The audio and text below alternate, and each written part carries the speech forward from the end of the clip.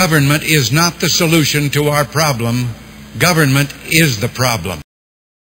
Well, it is the topic of the morning, as we've been saying, the whole question of Sonia Sotomayor and the debate to come. To get a preview of the two ends of the firefight, talking to two lawyers right now, mano a mano conservative public and pundit Ann Coulter and Democratic strategist, GMA contributor James Carville, as we said, lawyers as well. Good morning to both of you. Great to have both of you with us this morning. Thanks so much. I'm going to start with you, James, because there's a quote out there from Judge Sotomayor, which has already gotten a lot of attention. And she said this, responding to Justice O'Connor, who said that white men can have the same kind of wisdom as anyone else in reaching agreement, as a woman, for instance.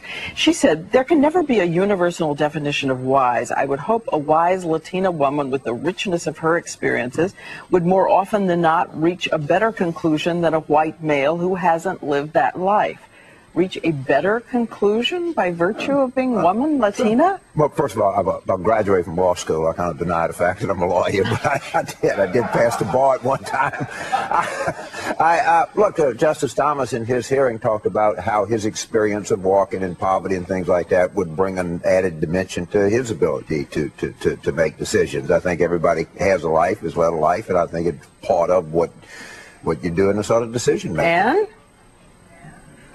Well, even Stuart Taylor said it's a racist statement. It is a racist statement, and I think it does a disservice to women and minorities that we're supposed to be empathizing for by suggesting they do have a different way of deciding cases. And it's not a view that either Justice O'Connor or Justice Ruth Bader Ginsburg subscribed to.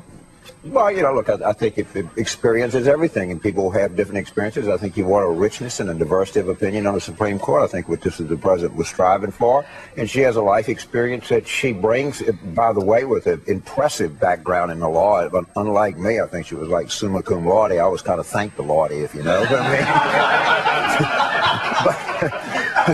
Well, let me ask about that, Anne, because the qualifications, when you read them, are so impressive.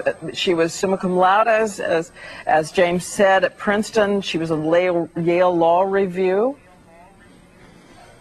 Yeah, yes, no, she does have a very impressive background, academic background and personal background, but as James just alluded to, so did Clarence Thomas. That didn't impress the Democrats. And I think it's especially audacious for Democrats to be touting her as, so isn't this wonderful, the first Hispanic nominee to the Supreme Court.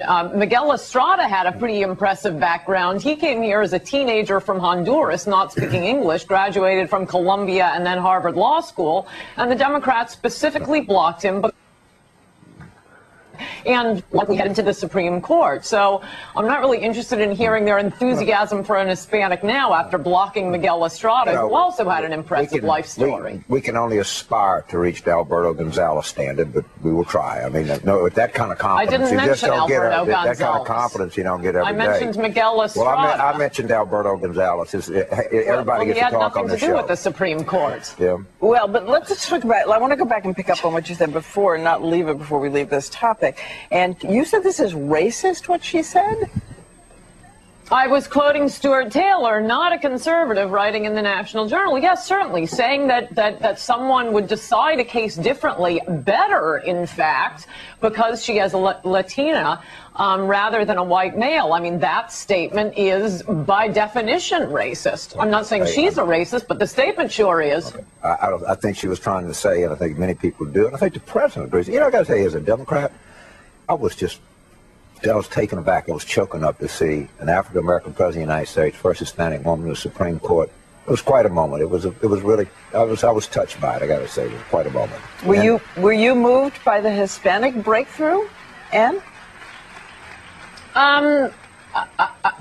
Why aren't Democrats, weren't they choking up over Clarence Thomas or Miguel Estrada? I mean, you know, come on. Why are we all supposed to weep only when it's a liberal Hispanic or a liberal black? All right, let me turn to a new topic here, which is the question of reversals. And 3 reversals, as we know, on the appeals court, 1 on the lower court when she was there.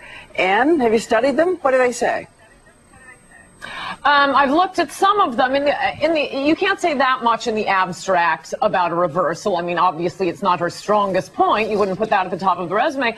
I think it's more the cases she's decided, and a very likely, maybe I shouldn't say very likely, since you never know what the Supreme Court's going to do, but a strong possibility for reversal on the white firefighters case. I mean, it's more what the decision was that I think is shocking, and you get a window into what liberals mean when they talk about empathy. It's not empathy for all parties before them. That's fine. It's empathy for particular parties, and in this case, the empathy was for unknown, hypothetical blacks who had been discriminated against in the past, as opposed to specific white and Hispanic firemen in front of them right now being discriminated against on the basis of their race. Show me a judge that hadn't been reversed, and I'll show you a judge that hadn't made any decisions. And a lot of times, when it comes to different courts of appeals, the Supreme Court has to take one ruling and pick that ruling over others. That doesn't trouble me in the least. Quick summary question this morning on the politics. And think there'll be a filibuster among Republicans? Should there be? I think there should be. I think they ought to follow the lead of the President of the United States.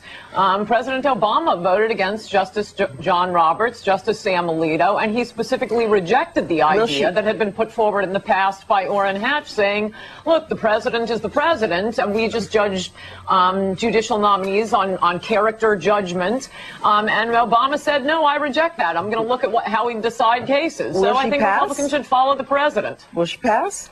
Who knows? I must say, I would not have thought that last week the Senate would vote 90-3 not to shut down Guantanamo. So who knows? Public opinion can change things. James? Well, I mean, Ann and certainly Rush Limbaugh have come out very aggressively against this, and we'll see what Republicans follow them. And they got a big following out there. They're very important spokespeople in the Republican Party, and I think that Ann Coulter and Rush Limbaugh are out aggressively. We're going to say to Democrats, we'll welcome the battle and hope that they have every right to speak out against this, and we encourage them to speak out if that's the way they truly feel.